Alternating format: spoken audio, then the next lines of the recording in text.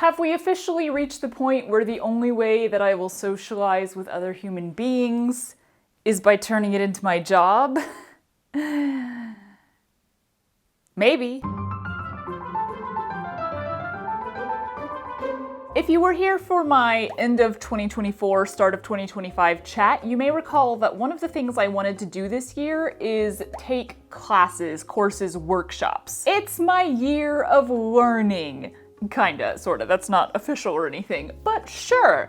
I want to learn and experiment and explore even more this year than I ever have before. But it's hard to convince myself to actually do the thing sometimes. Like, I don't know, I can get an idea in my head and be like, well, bam, I'm all in, it's happening. I've signed up, I've purchased flights, we're doing it. Which is basically how last year's 2-week crewel embroidery workshop in London happened. And then other times I'll just put things on my list of stuff to do, stuff that I'd really like to get around to doing, eventually. Eventually is a very loose term. So I have discovered in my last few years of being a YouTuber that if there's something that I'd really like to make myself get around to doing, like say, renovating my fabric closet, or taking an art class outside of my home, then I just have to make a video about it. Now, it's my job. Now I'm professional. And when I'm professional, I don't procrastinate, I get done. So we're gonna take some art classes. Yay! I want to specifically take art classes that are not already in my repertoire, so there's more purpose in having a teacher and a class setting and the tools and supplies provided for you. And I'd like to try out a new location every time, a new business or studio or whatever. I mean, I'm in a location that is just overflowing with options. The LA area, for those of you who are new here. My purpose in doing this is to step out of my comfort zone creatively, to try some new things in the grand, massive world of making. There are so many skills and crafts and arts and techniques that I have yet to try. Challenge level there, low. I love trying new things. Also, though, the purpose is to step outside my house, to be around people, to socialize a little bit. Challenge level high. My purpose in making a video about this is 1, accountability. Like I said, if it's for a video, then I'll do it. 2, encouragement for you to go take a class, try a new skill, get involved in your local maker community, meet other creative people. Don't be scared. I'm trying not to be scared of things. And 3, review, I guess you could say. Do I like the class? Do I like the art form? Do I like the structure, etc.? Is it specifically something that you might enjoy, whether literally from the place that I went or from a similar studio or art center local to you? There's more of these than you may think. The arts and crafts community is actually thriving. I have signed up for 4 classes so far, spread over the course of this upcoming month. And I might sign up for some more, but probably not. I'll probably save that, maybe do it as a future video, or maybe I'll be able to convince myself to just do it for fun after having experienced a few. Because I did find way more than 4 studios, businesses, centers that offer classes. And y'all, so many art forms that I would love to try out. I mean, that's no surprise. You'll know I want to try everything. And first up is a rug tufting class. Rug tufting is something that I've been wanting to try out for a while now, and I thought this is the perfect thing to try for the first time in class form, because while it doesn't require necessarily a ton of tools, it does require some very specific and kind of large tools. Like, not only do you have the whole tufting gun itself, but you have to be able to make the frames for it, which, you know, can take up quite a bit of space. But I can try rug tufting in one 4-hour class where all the supplies are provided for me, and I don't have to go invest in a ton of stuff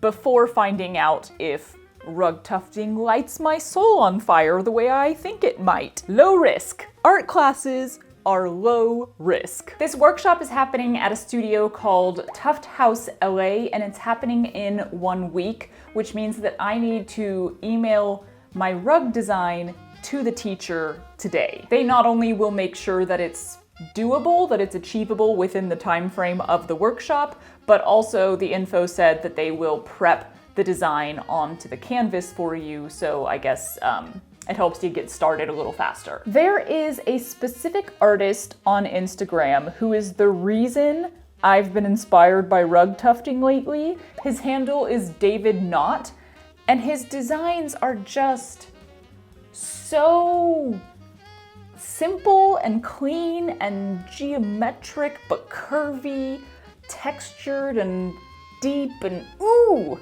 I really, really like them. So I'm wondering if I can do some sort of simple beginner level design inspired by their work. I'm just gonna whip it up in Photoshop because I already know Photoshop, but I'm sure you could also just hand draw something and take a picture of it and email it to them. They also have designs on their website if that part is like overwhelming. You could just choose one of their pre-made designs, which is great. Options for everyone. I'm kind of thinking just like a curvy stripe across the middle and then radiating stripes coming out of that. And then maybe I can do like a gradient of color. I mean, that'll depend on the yarn choices there, I suppose. Yeah, I think something like that. That seems simple enough according to their parameters. Cool, so I'm gonna send that to her and that's it until class time. I'm excited. I'm excited. I really am excited. We're off to the tufting class. Huzzah! I have done all of the things that a safe introvert does. I researched parking in advance, left early, brought a book and a snack. Let's do it! This studio is so cool. Lots of space for a good-sized class, an incredible wall of yarn to choose from, and so many amazing pieces of tufting work on display to inspire you. I was captivated by this mossy-looking cube table? Ottoman? Hey, maybe it's just a cube. It doesn't have to be anything more. I love it. Y'all know how I feel about stuff that looks like moss. For Tufting 101, they prep your design on the canvas all ready to go, so we started this class with a group demonstration to go over exactly how to use the tufting gun, especially how to use it safely, some examples of the best methods for tufting, and a solid warning to only progress on the piece after it had been checked by the teacher or her assistant. We were trying to avoid any holes in the canvas. We did a few practice rounds, straight lines, then curvy lines, then a circle filled in, and after getting the thumbs up, we could choose our yarn colors and get started on the actual piece. They had basically the exact colors I'd done my design in, a 4-shade purple gradient, and yeah, tufting is super fun. You're essentially using a handheld sewing machine, only it includes a pair of scissors. They had warned us that it's loud, but to me it was about the same level of noise as my sewing machine at home, so I didn't find it necessary to put on headphones or earplugs. I chatted some with the 2 other classmates in the room with me and with the assistant, especially when pausing to roll my wrist out. I always end up with a death grip on stuff, especially when I'm doing it, you know, at the beginning and I'm not totally sure of myself yet. So I was needing to do some stretching after I'd finished about half the piece. And I ended up finishing the whole thing within 3 hours, so I headed on home. They'll be doing the backing for us and then shipping us the final piece within a couple of weeks. So, I really like rug tufting.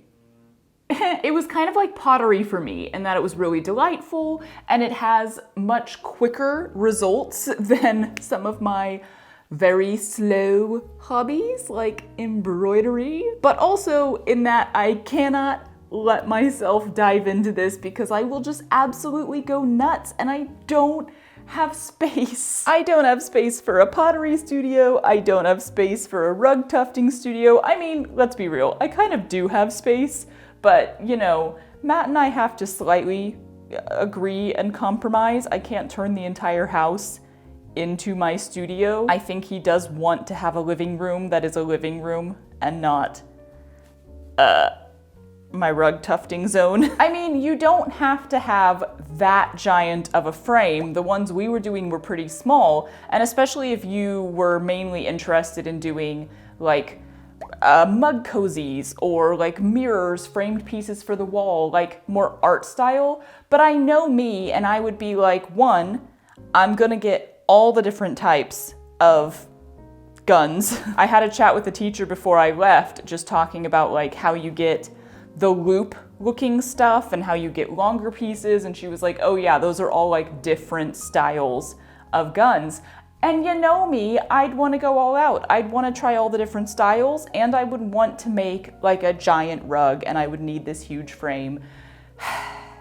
I cannot, not right now, maybe someday. I definitely would love to try it again though in class form. So they have Tufting 102, and I might be signing up for that in the nearish future. As far as whether I would recommend a rug tufting class in general, it's an absolute yes. If you have been interested, this is your sign, your motivation, your encouragement. Go sign up for one. I mean, it's a great way to try out the craft if that's something you've been interested in getting into. But even if that's not, like, this is just a great thing to do one time. It's an enjoyable, fun activity. I was really impressed, I guess, by like the range of people who were in this class. Really a good representation of age range, different genders. There were couples, there were friends, there were people there on their own like me. And you know, it's an activity that you get something from in the end. You have a piece that you get to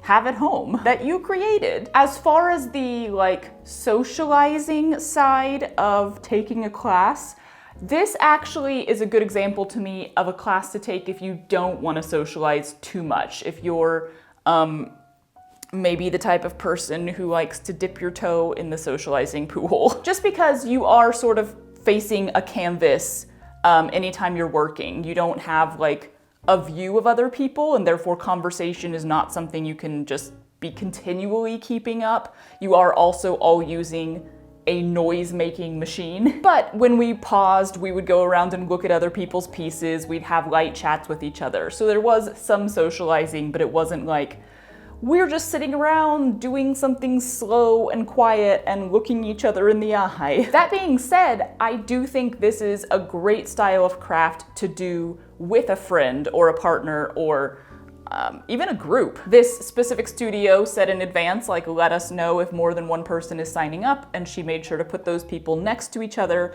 so then, you know, you can be pausing and looking over at your friend's work and offering commentary. Like, it seemed like the people who were there together were really enjoying doing the activity together. So we're off to a good start. I had a really good time.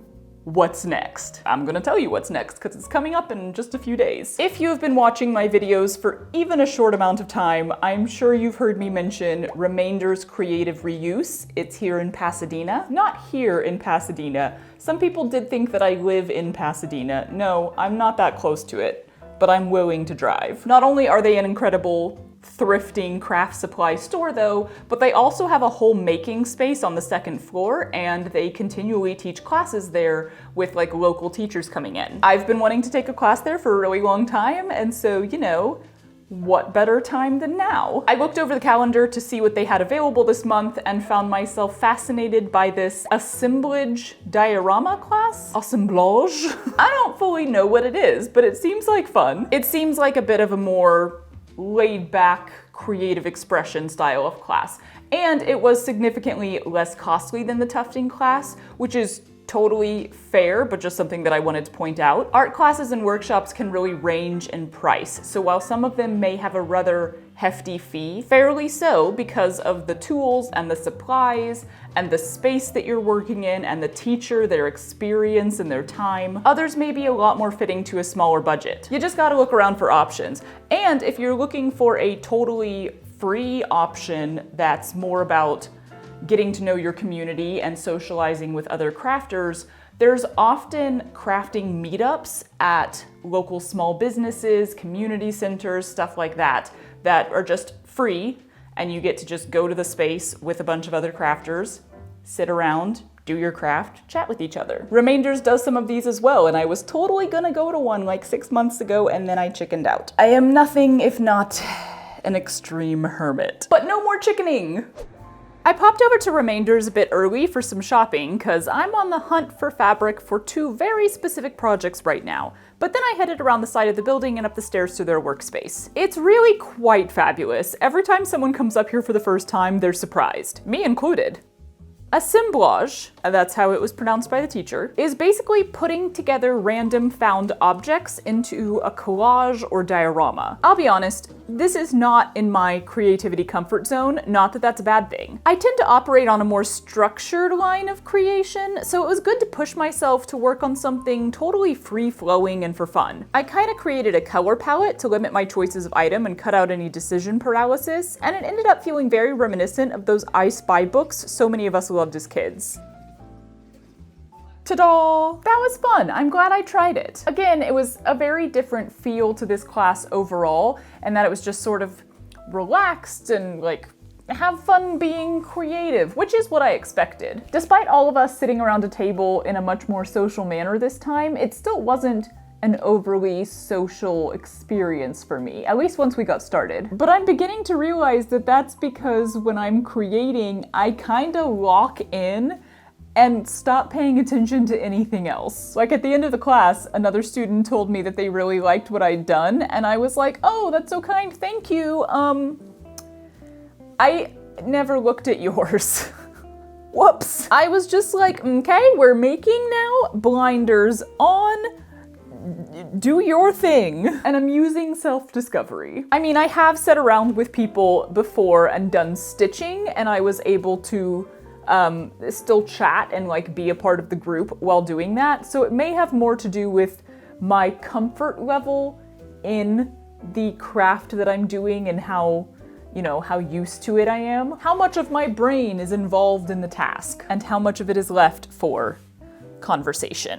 Anyway, while assemblage was not really an art form that makes my soul sing, I am really glad that I gave it a try. I actually have been thinking that I would love to create an I Spy style diorama for, I don't know, decoration. So this was kind of a cool trial run in that. And I will say overall that if I already had a bunch of small items, small found things that I had picked up while traveling or while doing things, and they had memories or meaning associated with them, this would be a really cool way to turn those into a visible art piece rather than just having them like stashed in a drawer or something. So next up, we are trying a stained glass workshop, and I am very excited for this one. I've been wanting to try stained glass for a while now, and I definitely think it's one of those things that is best done for the first time with a bit of instruction, especially if you're not exactly known for being a very safe person. I would love to do a longer workshop in stained glass or pottery, something that goes over like several weeks or even months. They just feel so risky to sign up for because my schedule will change at the drop of a hat. And then it's like, well, if you miss one class, I assume all of the classes are important. That feels like you would be pretty drastically behind everyone else. So maybe in the fall when things are a little calmer around here, but I am just super grateful that teachers have found a way to kind of squash the experience down into one afternoon so that people can try it without having to commit to weeks or months of time. Yay. This class was held at Stained Glass Supply in Pasadena. Yeah, it's a store for stained glass makers, but also they hold classes and workshops here and have a whole studio space and a studio cat who's the sweetest little darling boy and made biscuits on my lap, and oh my goodness, I miss having kitties. Anyway, the class, yes. There were only 3 of us students, so it was really calm and easy to see what the teacher was showing us and get help whenever needed. We started on a sheet of practice glass, just cutting straight lines and then curvy lines and breaking them off with the 2 different plier options. We then tried cutting out a circle and grinding the edges down. Mine look atrocious, but that's okay. The piece we're making for the class features no circles. This was just for practice. We got to choose any glass that we wanted from this big pile of colors, which was surprisingly difficult. I played around with like 15 different combos before cutting myself off and just choosing one, but I really like the texture in these pieces that I chose, so pat on the back, good for me, great choice. We also learned how to foil the edges of our pieces and burnish them, and once we had everything cut out, grounded or ground? I don't know. Foiled and burnished, it was time to solder.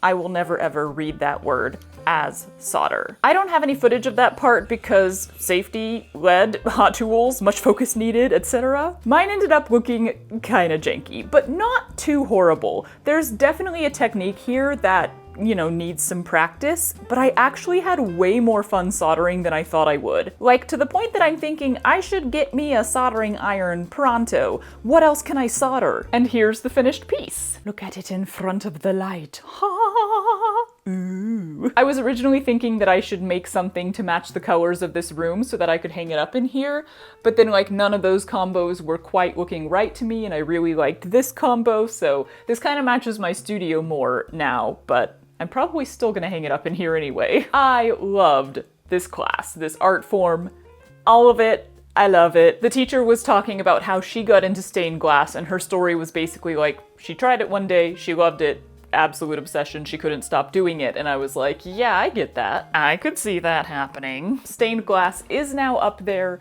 with rug tufting and pottery as a thing that I could get obsessed with, but I will not allow myself to get obsessed with right now because it's just a whole new collection of tools and supplies. Like, it is starting back at zero. It's way easier to allow myself to try a new textile art because usually I already have most of the stuff I need for it, but like getting into stained glass at home means getting a whole new collection of stuff. I will, however, probably be taking another class in this in the future. They have a really cool sort of 8-week open studio guided class sort of thing. Like, you sign up for an 8-week course and you can make anything that you want, but there is a teacher present there to give advice and help whenever needed. So it's like guided open studio. And yeah, that's super tempting. So maybe in the fall when my schedule is calmer. There's a sweet baby back there. Should I move so you're on screen? As far as the social aspect of the class, it was nice. Again, not very many people, so not super overwhelming. We had some good chats. Granted, I, fell into that exact same I'm crafting right now, don't bother me kind of zone, but there were more times during this class where I needed to pause or take a break, wait to learn something new, and during those pauses we, talked to each other. We have one more class to go, and this one is sort of on a similar but different plane. We're trying mosaics, yet another art form that I'm pretty darn sure I could get obsessed with. Oh, Mr. Squish. This one is at a place called Element Art Center, and I know nothing about it except that it's kind of like downtown-ish, so driving there is not gonna be a blast for me. It's okay though, I can handle it. Let's try mosaics. Okay, not gonna lie, y'all. This is not really an area that I want to drive into and have to park in again. And that's saying more about me than the area. There's certain areas around LA that just stress me out a little bit. This is one of them. But there are really pretty pink blossoms over there, so that's nice. I didn't film a whole lot of this class for reasons we'll talk about in a minute, but basically we were using glass scraps to do a mosaic design on a frame, and we could do anything we wanted, so being attracted to the green glass in front of me and some white glass, I decided to make daisies on a green background. We could use the pieces as they were and try to fit them together, or cut them down even smaller, and then we superglued them onto a frame and finally covered the whole thing in grout.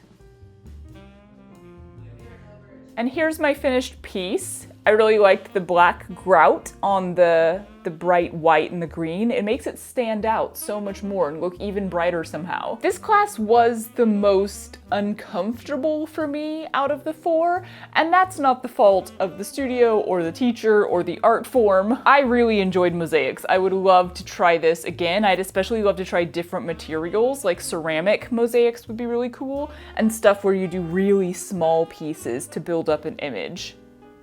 Yeah, I could get deep in mosaics. It's very puzzly in nature, trying to get everything to fit together with like the perfect amount of gap in between, but not too big of a gap. This was a 2-hour class, and a good sized chunk of the end of it had to be left for doing the grout, because you need the grout to like semi-set so that you can wipe it off and clean it up a little bit. And then the teacher gave us instructions on how to do like a final cleaning of the piece when we got it home. So I did feel kind of rushed because I was trying to do like an actual design and I was trying to be really precise with it and fit everything together really well.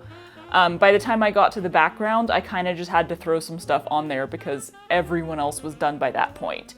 I kind of think this would have been better as like a 4-hour class to really give people time to do it slowly, but I say that and there was another student who was done with her piece in like half an hour, so it might just have to do with different people types. But yeah, like I mentioned, the studio was located in an area that I don't love driving to or parking in. I basically avoid going into the downtown LA area if at all possible. Like I'll do it for jobs, but it's not a super fun experience for me. So it just kind of put me on the edge from the start because it was very busy down there. Apparently they had just had a parade. And then there were only 5 students in the class, and the other 4 of them were a family. So we were at a fairly small work table just so we could all reach everything in the center, and I had the feeling that I had like invaded a family dinner at a complete stranger's house, because there was just all of them chatting about stuff and, you know, their lives, and then there was me. Also why I didn't film much, because they were just like right there. I try not to be like invasive or noticeable when I film. So not my favorite experience overall, again, by no fault of the art studio or the art form or anything. I'm super glad that I tried mosaics. It was a lot of fun. If I were to take up stained glass, which like, don't tempt me, then I would definitely also pick up mosaics because you just have all those leftover glass pieces, so it's kind of like, why not? Use them up! You wanna know how many times I almost chickened out and scrapped this entire video idea? 5. Once while I was signing up for the classes, and then again as I was leaving the house for every single class. It's so much easier to not do things than to do things, you know? I'm petting the puppy down here if my arm looks weird. I think because the image of introverts is often given to us through the lens of extroverts, there can be this idea that introverts all desperately want to be extroverts. We just need somebody to tell us how. Inaccurate. By a long shot. The reality is that being at home and or being by yourself is actually rather enjoyable and pleasant for a lot of introverts. So we just don't see the need to change that situation, even if we recognize that interacting with other human beings is a skill we have to upkeep. So I personally find it very handy to create or pursue socializing situations that have some sort of higher draw for me. Like, hey, do you want to hang out with a bunch of strangers for a few hours? Is always gonna be a hard pass. But hey, do you want to go be creative and try a new art form in the presence of strangers for a few hours? Yeah, yes I do. So art workshops, art classes, craft gatherings or meetups, highly recommend. Even if it's outside your comfort zone, even if it makes you nervous, even if you almost chicken out every single time you get in the car. Learning new things is such a joy. Being creative with a group of people for a few hours is a great experience. And getting to try something that you wouldn't be able to try at home without investing a ton in totally new supplies and tools, that's awesome. So let me know if this is something you'd like me to do more of in the future, every once in a while, taking you along with me to art classes or workshops, sharing my experience, giving thoughts on the style itself and on the class and everything. You know, this. Oh, there's fur in my coffee. Why am I surprised? I'm not surprised. There are definitely a lot more classes that I would enjoy taking. Like, I found a bookbinding class at Nova Community Arts and I was like, ooh, sign me up! And then it was sold out already, because of course it was, because everyone wants to try bookbinding, it sounds so cool. And I do have some plans, or at least I'm doing some research on like longer classes or workshops, things that aren't in LA, things that I might have to travel for, and like those are things that I will be doing regardless. But if you like the videos on them, let me know and I'll make videos on them, because otherwise I'll just do it for me. If I can get up the nerve. But before we wrap this up, y'all, guess what coincidentally arrived while I was at Mosaic's class? My rug from the rug tufting class. It's like it's full circle, wahoo! Ooh, sniffs. There she is. I asked them to do it as a wall hanging rather than a rug, because, you know, it's kind of small to put on the floor. So look how nicely they do that backing for you. I could definitely still put it on the floor, but they put a little hook on it for me. It's crazy how once they trim it all down, it just looks like a real rug. It's so professional. Oh, y'all. I could really get into rug tufting. We're gonna wait for the heater to turn off. Do you have hiccups? Oh, he has hiccups. Ooh, bug. I dare you. Come back over here. It will be your death. Sweet baby Jesus, what just happened? How did that make such a sloshy sound and nothing spilled? Farts. Yeah, we can just end it there.